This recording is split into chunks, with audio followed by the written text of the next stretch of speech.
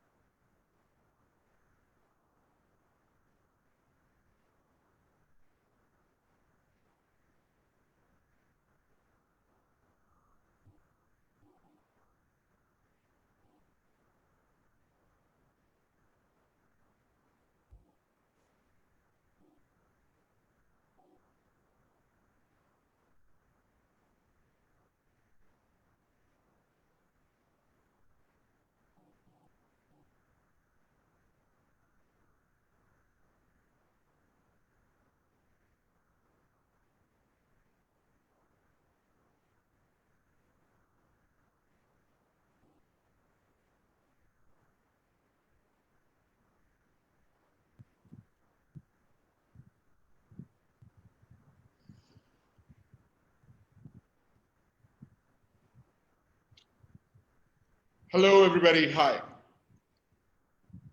Welcome to Real Talk with Shuvo. So we're going to start off now. And thank you very much for being here. I'm the CEO of Success Ante, and we are a world-class training provider. And so we have this series of talks we've been having for the last 2 or 3 months because out there are so many answers, so much of uncertainty. So we wanted to give certainty to our audience.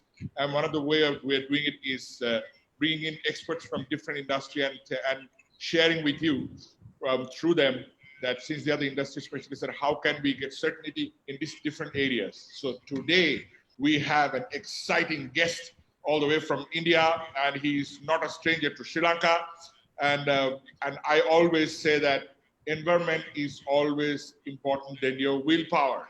And for me, this is the man who has helped me to create my digital space, right? And I've known him for last 10 years, and it's a absolutely honor, and I'm very excited that we have him today with us. So with that, can Sorav, can we see you?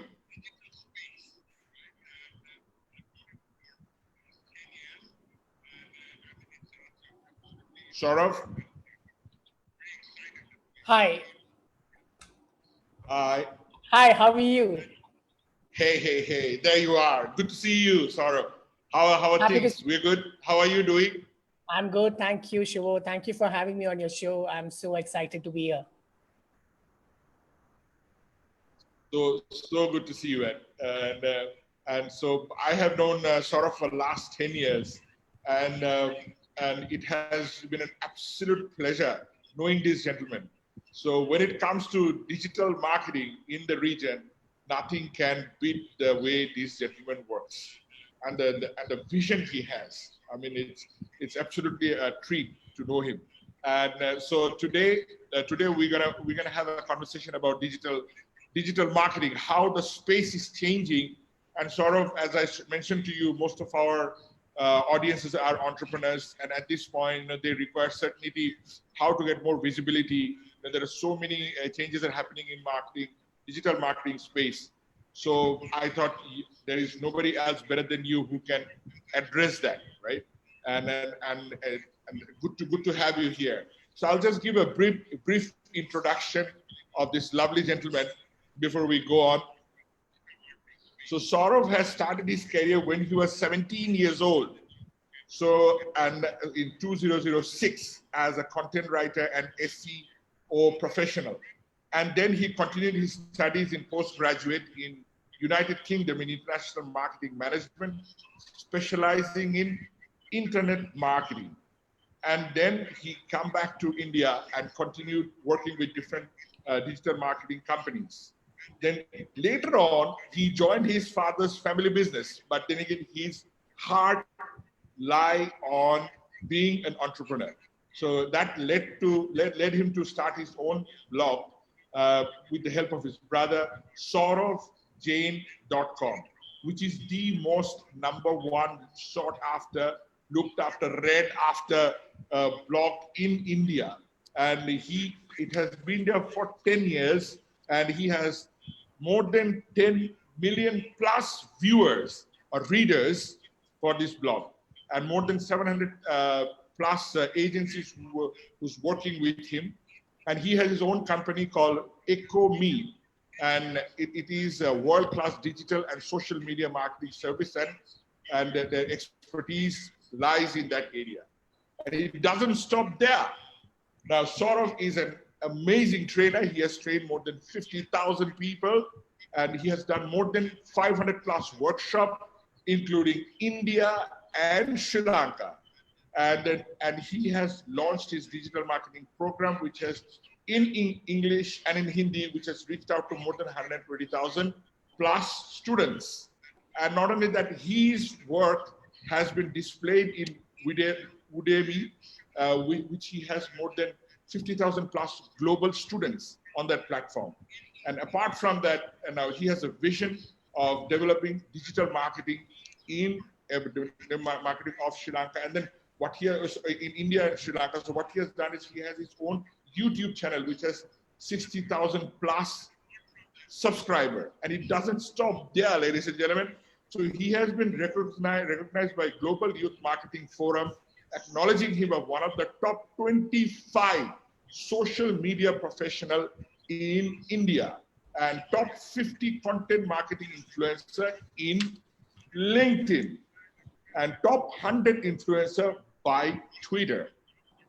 So, and he has this largest group of digital marketing question and answer in social media, which has 64,000 individuals who has subscribed that page, and it doesn't stop there. He has more. He is even a writer. He has written more than 5 different books in social media, in branding, in content writing, and so many ways. And today you are in for a treat. Wait till the end of the session, because there is a gift from this gentleman. So wait for that. And apart from that, this gentleman has been a world-class trainer. And you know, in Success Dante, when we work with our trainers, we bring you the best of the best. And Sorav has been that for us. Personally, I owe it to this gentleman. 10 years back, I attended his session in Sri Lanka, and that was the time he mentioned, I was asking, what is the future of digital marketing? He said the future of digital marketing is mobile. And I was wondering how, but now we know the reality. Mobile, when it comes to social media marketing or digital marketing, mobile is everything. So that's the vision he had 10 years back. So which really, really inspiring. So with that, ladies and gentlemen, please welcome your guest today, Sorav Jain. Sorav, my first question to you, that was a long, I think some part of it I still left out. There are so many else was there in your introduction. But each and every point I said, ladies and gentlemen, this man represents that. And thank you, Shuvo. Thank you. You're welcome. So my first question to you. So how does digital marketing is more effective compared to a traditional marketing? How it is transforming the space? Good question, Shuvo. So first of all, when you do traditional marketing, the biggest challenge of traditional marketing is that you don't know who are you reaching out to. You know the medium, like let's say newspaper or TV, and you potentially think that this could be the segment your ad is going to reach out to. So you create your advertisement considering who it has to be reaching to, and you play the video or you run the advertisements in the particular newspaper with the hope that it is reaching to the right segmentation.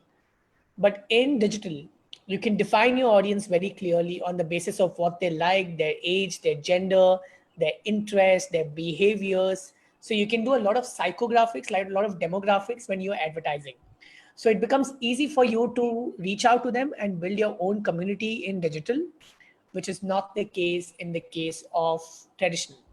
And that's why I believe this is the major differentiation between traditional and digital.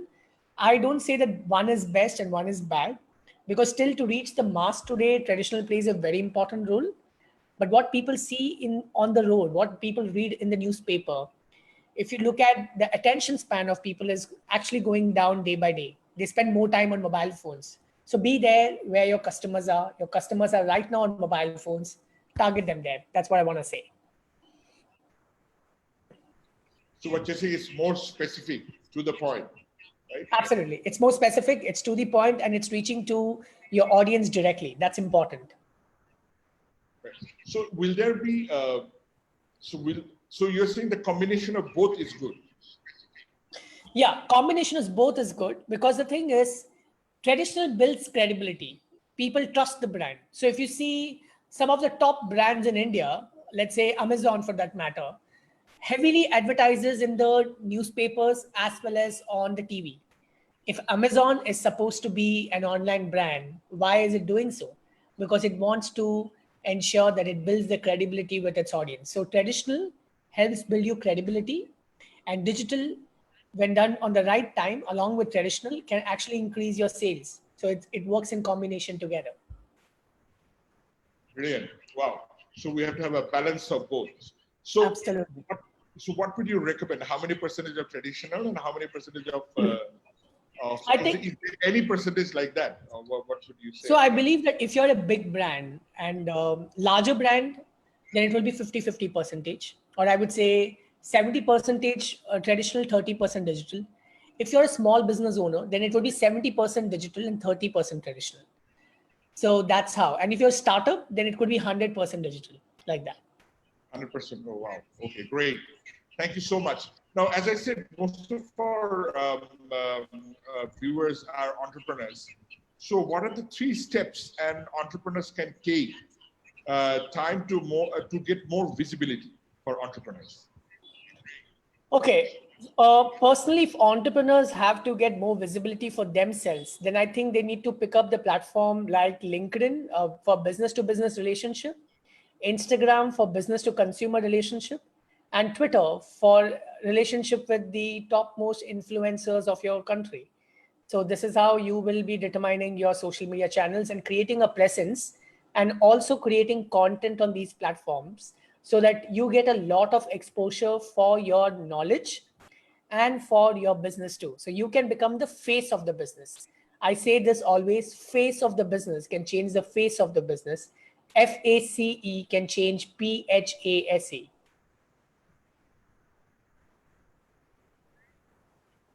Okay, got it. So can you repeat that? What are the 3? Can you repeat that again? Number 1 is have your presence on LinkedIn for business to business relationship. Number 2, have your presence on Instagram for business to consumers relationship, and have your presence on Twitter for business individuals to influencer relationship. If you want to create influencer relationship with celebrities and politicians and the topmost digital users of your country, then Twitter is a platform to be. Brilliant. Okay. So, but they say that LinkedIn is expensive. That's a very common thing what we hear. So, is there any way we can have a organic reach or See, some sort of LinkedIn, yeah, good question. So LinkedIn for personal branding, I don't think you need to invest a lot. So it's a free, and it's the highest right now, more than Facebook. LinkedIn has much, much more organic reach. great? So that it has more. And these days, I have seen in the beginning of the year, or I think from last year, LinkedIn has been quite active. They're giving a lot of organic exposure to people or the companies. That's what I realized. And Right. they've been doing some more additional marketing on reaching out to more people.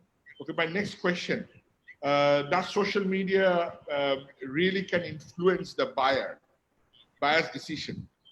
What do you think?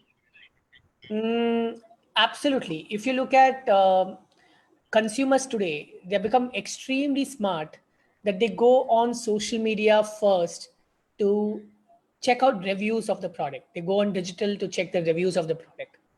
And what people are talking about the product influences the decision a lot.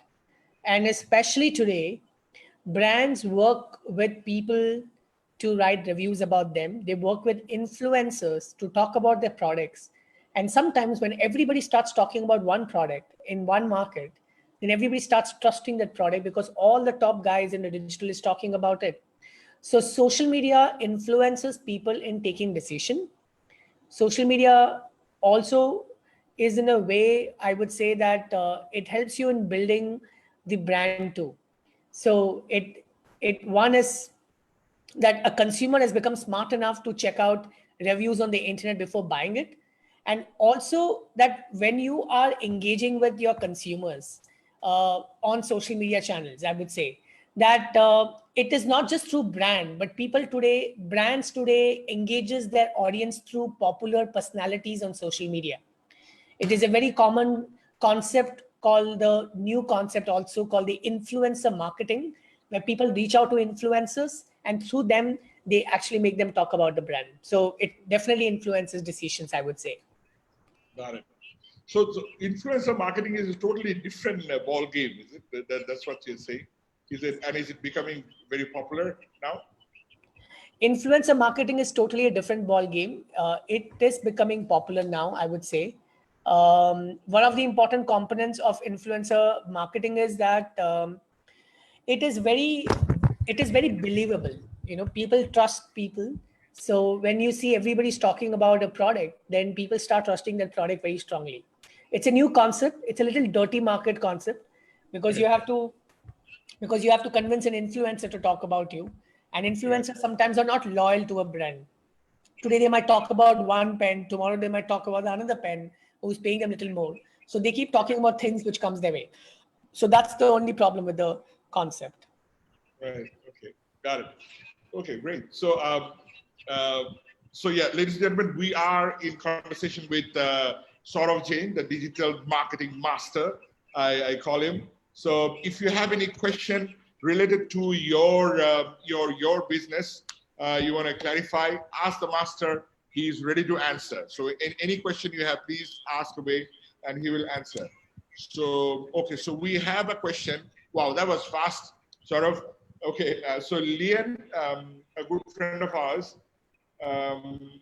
So Lian is asking, what's your take on the use of YouTube for digital marketing, and how is it different from using other mediums for digital marketing? Which, can you repeat your question, Shuvo? Okay, so what do you think about YouTube, using YouTube for digital marketing? Okay. See, YouTube is a great. There are two ways to use YouTube for a business. One is that you create your very own YouTube channel, and then you create content that is going to help your audience. And when you help your audience, they start trusting your brand, and then they start. When you give them value, they give you value back. That's one thing. So that's one of the ways to use it. The second way is that you just advertise on YouTube. Advertisement on YouTube is a brilliant idea, provided that you have a great website in place, because people who see your ad might click on the ad and might go to your website to check out more details. There needs to be relevancy of the campaigns there. So YouTube is great for creating awareness and get a lot of impressions and exposure for your brand, but it doesn't result in sales immediately. It's like you are seeing a TV advertisement and a person is seeing your ad while he's watching a TV show. He might not go and buy your product immediately, but when he's going to the market and he sees your product, the decision that of the advertisement or what advertisement was trying to convey might influence him at that point of time to buy that product. This is what exactly happens on YouTube too. A lot of people look at YouTube ads, but they don't take that product at that time very seriously. But when they are supposed to use that product, they take it a little bit more seriously. So I would say YouTube is brilliant if you can provide value and build an audience and build a community around the content that you can create for your business or for your personal brand. Otherwise, it's a great platform for you to reach out and create awareness for your product. Brilliant. Wow, nice. Very nicely said, Saurav. So you can see the master in action. Thank you so much. It was very clear. Now, sort of, if we want to put a timeline to it, okay, I do my YouTube advertisement. So can we put a timeline? It can be in a month or 2 months it will convert. Can we put a timeline to it? Practically, is it possible? Because as an entrepreneur, you see, we're always thinking of return in investment. Yeah. Right. See, the beauty of digital is you can define when do you want to run, how do you want to run, to whom do you want it to reach out to, and you can define the time frame. You might want to just make it run for 2 hours a day. You might want to make it run for 2 weeks a day, 2 weeks a month. So it's up to you. Your budget defines the reach. So the reach doesn't define your budget, which is in the case of traditional advertising. In traditional, Right. you have to pay a particular price, but it's not the case. Yes. Yeah, it's not the case in digital. You say, this is my price. What can you do? And for that price, you will get something, basically. Got it. Brilliant. So you can quantify it. Thank you so much. Brilliant, brilliant. So another question from the audience, Asita. So another friend of ours. So he's saying that how frequently we need to change the content. If you're doing a campaign, how frequently we should do that? Change the content. Okay. See, the thing is, campaign versus content. These are two different things you have to understand. Content for a digital is one such platform where content has to keep buzzing all the time, because you have to always be on top of the mind of your consumer. Right. But it largely depends upon how much money do you have in your pocket. Okay. Let's say you are a big brand and you have got funds for digital, then you can do a lot of content. But you don't have funds for digital, but you still want to get the best out of it. You can just create 5 fantabulous videos that educates the people about your brand, shows enough social proof of people appreciating your products, shows innovation in your industry and how your product stands out, and just make these good videos that educates people about your business or your brand or your industry or your product, and make it reach to as many people as possible. The more and more you make your videos reach to people, the more and more you make just few pieces of content reach to people, you still build your brand. So it is a myth that you have to create content every single day. You can still build your brand on digital if you create quality content and make it reach to people. The problem with businesses is they all use digital to post content, but they don't promote content. And if they're not promoting content, then it is not reaching out to people. If it's not reaching Right. out to people, then you have put so much of effort in creating content. You have to put equivalent effort in promoting that content. Right. Oh, brilliant. Wow, very nicely said. I love the fact what you mentioned about content and campaign. There's two different things. Brilliant. And that gives a lot of clarity what you mentioned just now. Another question we have from Jerry George. So she's saying, right now, is Google Ads more effective or is Facebook Ads more effective? Okay, very Which one interesting is question. more effective? Very interesting question. So you have to understand this concept that there's a difference between Google advertisements and Facebook advertisements. Google advertisement happens when somebody is in need of your product, right? When they're searching for something and they have discovered your product, or they discover you, they call you and they place the order. On Facebook, you don't go for shopping. You're not searching for anything. You're there chilling, hanging out, having fun. So that's your agenda on the mind. So when you go on Facebook, you generate demand because you suddenly see an advertisement coming and you show interest in that advertisement. You click on the advertisement, you found it interesting, and you submit your details to them. So there is a demand generation in case of Facebook. There's demand fulfillment in case of Google because somebody's in need and you show your advertisement to them when they're searching for it. So I would say that both are effective in its own ways. And it also depends upon the industry that you come from. If you're into business to business domain, you're selling a manufacturing product, you can't go on Facebook and generate demand for it because not everybody is in need of a manufacturing product. But when a manufacturing person is in need of a product, he generally goes on Google, and you need to be there on Google, on top of Google search results when somebody is searching for your product there. So I would say it purely depends upon the user case scenario, and this cannot be compared because they both work differently and try to cater different needs of a human being, I would say. Okay, great. So it depends how you're using it, obviously. Absolutely. Great, thank you so much. Now, I have a question. Now, from my, so how do you grow your digital marketing ability of a company? Or is it possible to do it overnight, or it takes some time to do it? Because as an entrepreneur, we want quick fix, quick return, right? So is there any time span, or we can just invest and expect result immediately? So I believe that it largely depends upon how you categorize your activities. So you can activate lead generation campaign right today, and you can start seeing results coming from tomorrow onwards. So I would say that you can have quick goals and you can have long-term goals, short-term goals and long-term goals. Short-term goals is generating inquiries and closing the audience there. So that's short-term goal. Long-term goal is you building a brand, building an empire, audience base. So that's basically long-term goal. So it largely depends upon you want to achieve the short-term goal or you want to achieve the long-term goal. It totally depends on you. So how do you define the timeline? What would be the short term? How long? Short-term can just be that short-term can just start today and can get over in 3 days. You can still achieve your goal in 3 days and you can walk out of it. Right.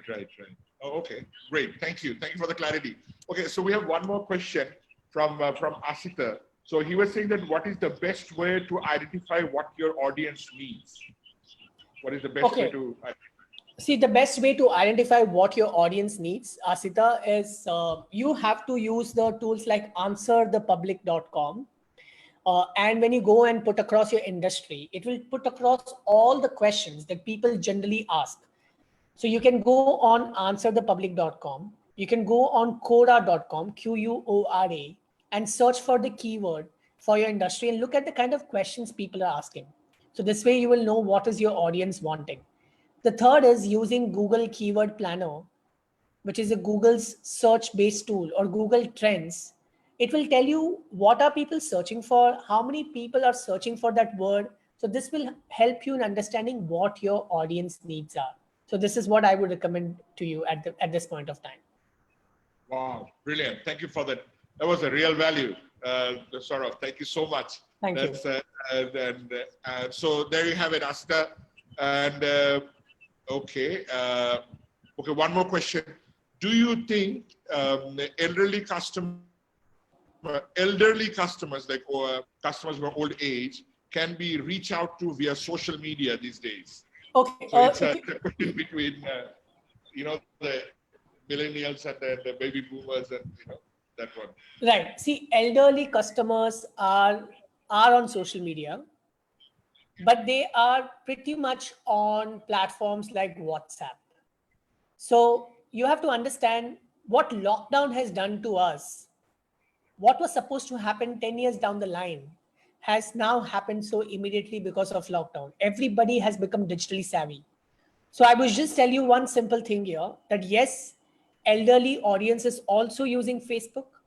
They are also searching on Google, and they are pretty much on WhatsApp. So you need to really build a database of this audience and reach out to them on WhatsApp.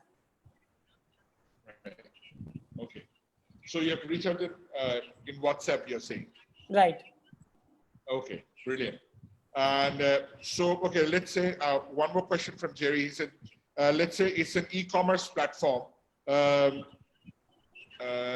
Does carousel ad work, or does a catalog promo ad works, especially after COVID? What is the ideal way to get people to take an action, communication-wise? I think carousel ad is a lot more better one. So I would recommend you to go for a carousel ad and not a catalog promo. Carousel is convenient for people to look at than the catalog one. So I would suggest you carousel. Okay, brilliant. Thank you very much. Few tips on lead generation you can share with us. Okay, very interesting question. So lead generation is byproduct of your day-to-day routine that you do on your social media channel. For example, everything that you do, everything that you don't do, Facebook knows it, Instagram knows it, because it just categorizes you on the basis of what you do and how you do. So when you do your lead generation, you can keep your objective as Facebook and Instagram as a platform, or LinkedIn for that matter. And you need to talk about one important thing, your audience, what their pains are, and how can you provide a solution to them. So learn Facebook advertisements and craft an amazing video ad, or I would say text-based ad with image, which you run to them. You talk about their pain and how can you solve their pain, which is the solution that you are going to give them, which is your product, which could be your service. So eventually it's the pain to solution problem. It's a pain to solution case. So this is my immediate suggestion when you're aiming at lead generation. Second is, when you're doing lead generation, the biggest problem with the world out there is they don't have a lead goal in their mind. They don't know how many leads they want. They just say, I have 5,000 rupees budget. Can you get me some leads? That's not how it works. It has to work reverse psychology. You have to say, I need 500 leads. Tell me, what does it cost to get 500 leads? Because when you get 500 leads, you can put a sales team in place, make them give them a call, try to close those 500 leads and get potential business out of them. Right? So this is what I would recommend from a lead generation point of view. When you're trying to use digital, think of a big number, play big. This is very important on digital. Instead of just aiming at 10, 20 leads and then concluding it's not working for you, because 10, 20 leads is a trial period. So you should play big and try to understand if that's working for you or not working for you, instead of just playing small. Brilliant. I can so see see myself, with just what you mentioned, saying that, okay, I have 5,000 rupees. Okay, how give me this much of leads. But actually, it's other way around. Wow, that's a valuable sharing what you did. So Thank you, you Shuvo. look, Shuvo, it's just not you. Every entrepreneur gets into this trap of yeah, not having the inquiry goals for the business. If you do not have inquiry goals for your business, how are you gonna sell? So you need to constantly churn out leads from your digital with a number on your mind. Maybe right. 100, maybe 500, maybe 1,000, maybe 2,000. Keep that number and go for it. Right, brilliant. So, ladies and gentlemen, so get the lead number first, what you want. Have a 500 bigger lead number so that you can play big, so that you can grow big as well. Thank you so much. And one more question from Jerry. She's saying that link click ads or lead ads, which one is more effective to get people to sign up? Can you repeat the link, click ads, or lead ads? Or Which one is more? lead ads, which one is effective? Okay, very interesting question. So I would suggest you that if you have a great landing page and you know how to run conversion campaign, then link click is a brilliant idea because the person is going on the landing page, he looks at the things and then he submits the data to you. So he has to type his name, his phone number, the details that you're asking from him or her. So it's always a good idea to do link click ads because it takes some time for the person opposite to take a decision with respect to what you are trying to convey to them. In the lead ads, if you are not technically savvy and you immediately want inquiries, you can run lead ads. But remember, people are very lazy today. They just submit lead ads randomly. They just click on the ad and they see the data. They don't mind giving your data. Generally, I've seen that very commonly in Asian market. In the US, people are very cautious about submitting their data. But in Asian market, people just give their data for no reason. So I would Yes. say if you're looking at quality of leads, it might come from landing pages, which is your click advertisements.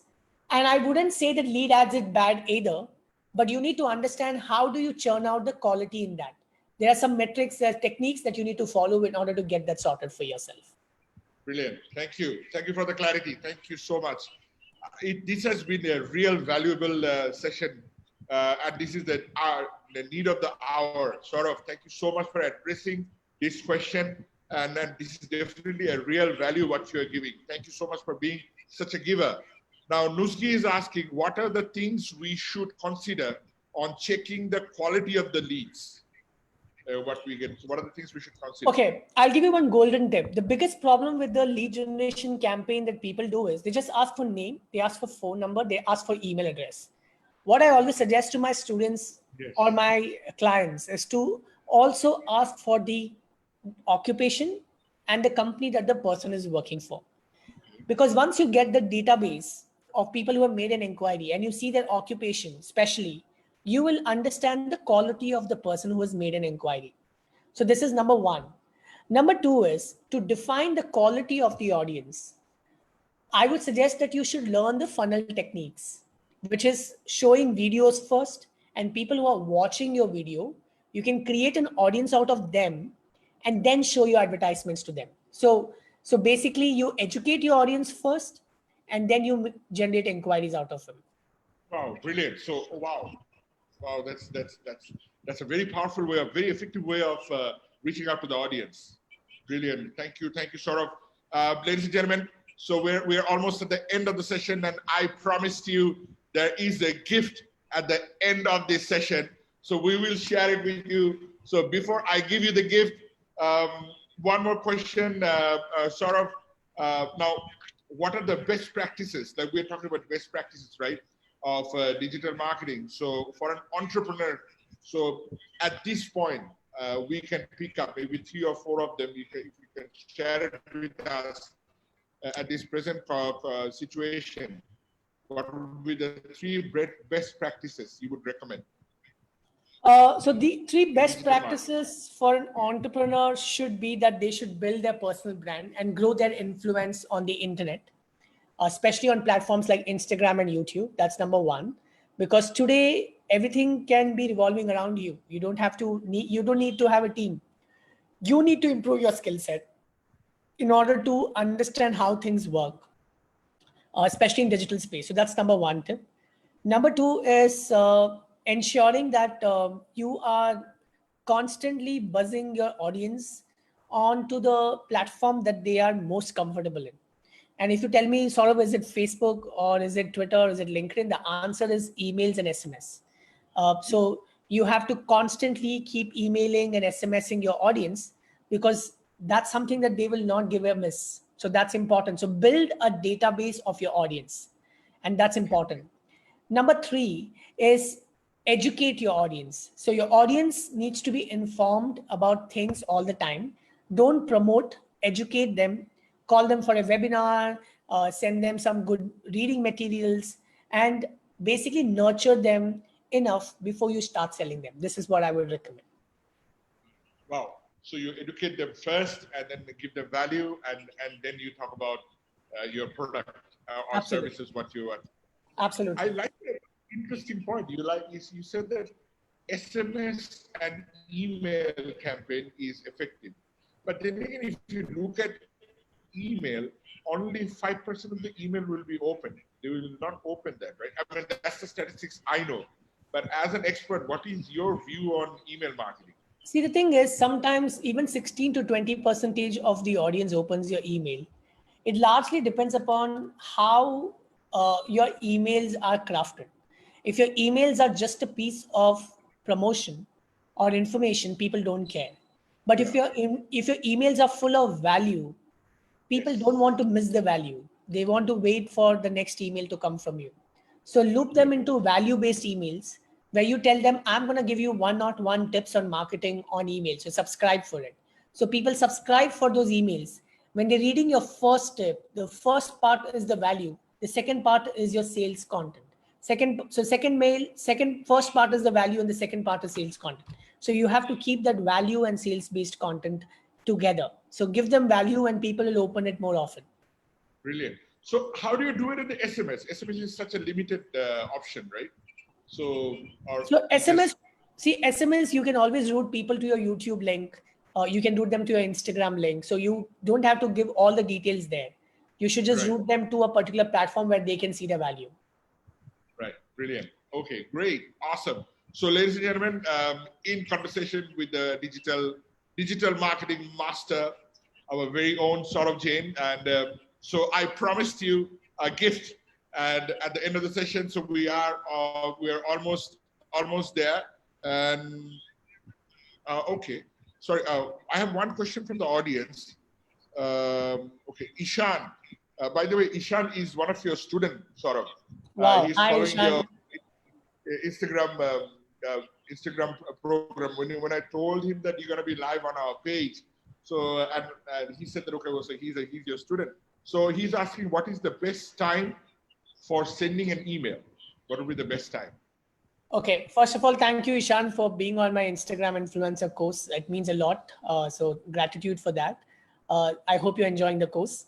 The second thing is When I told him that you're gonna be live on our page, so he said that okay, so he's your student. So he's asking what is the best time for sending an email? 11 a.m. in the morning is always the ideal time to send an email. 11 a.m. Okay, 11 a.m. brilliant. That's when it has the highest opening date. Wow, brilliant. Thank you. So wow, that's another value. Thank you so much. Great. So ladies and gentlemen, I'm sure this was a very useful session for all of you. And since you have been such a wonderful audience, Sorav has a gift for you. So I'm just gonna put the gift. Okay, if you really want this gift, type in "give it to me" on the chat box. Just type in "give it to me" or type in "I am ready to receive." Type in that "give it to me, Shuvo."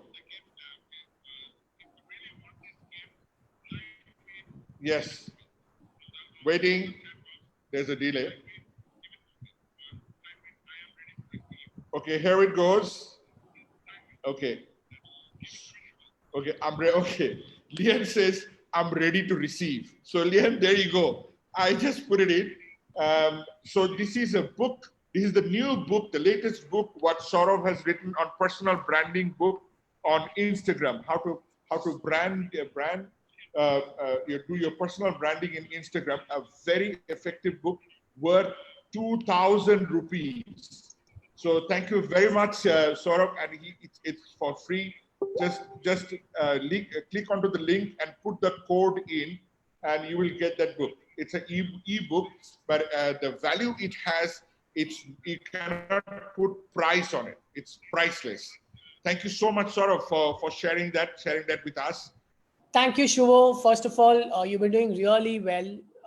I've been knowing you for so many years now. I truly love the energy that you bring. I love the way your vision for Sri Lanka is very big. Your vision is to transform people through education, which is really good. And thank you so much for having me. And I'm so happy actually for, I think I met you 10 years back, and then we happened to see each other in Bangalore, and we just bumped into each other, and we rebuilt our business relationship. So it's my honor to be here. Thank you so much, Shuvo. Thank you, Sorav, for joining us. So I have put Saurav's blog also. Please go and visit Saurav's blog.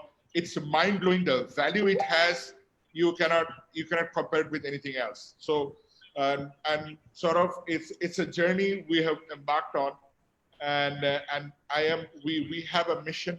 We have a mission of impacting 200,000 people's life by 2021, 6 p.m. December 31st, right? So I'm very happy that I'm just taking this journey with you, and you are a part of this journey.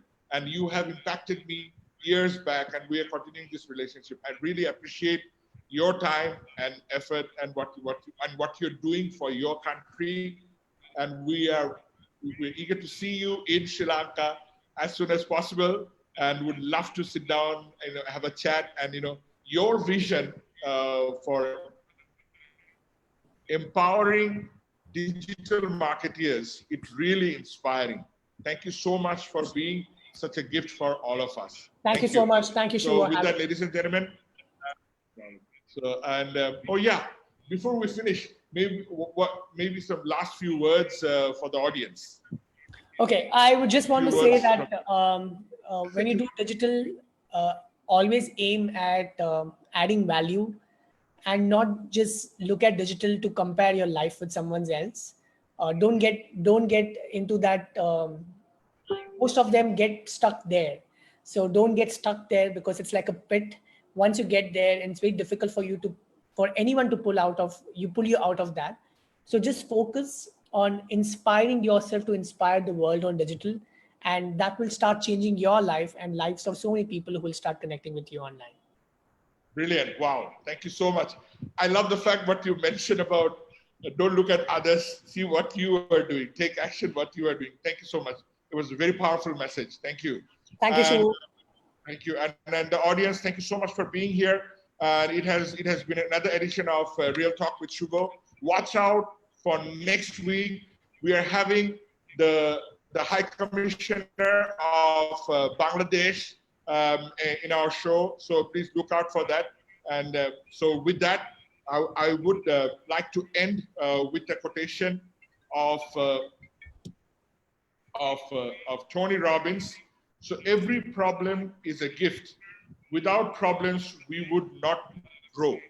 So ladies and gentlemen, next time when you see a problem, don't look at it as a problem. Look at it as an opportunity. Because the next problem what you meet, maybe that's the biggest opportunity you will have in your hand. With that, Shuvo signing off.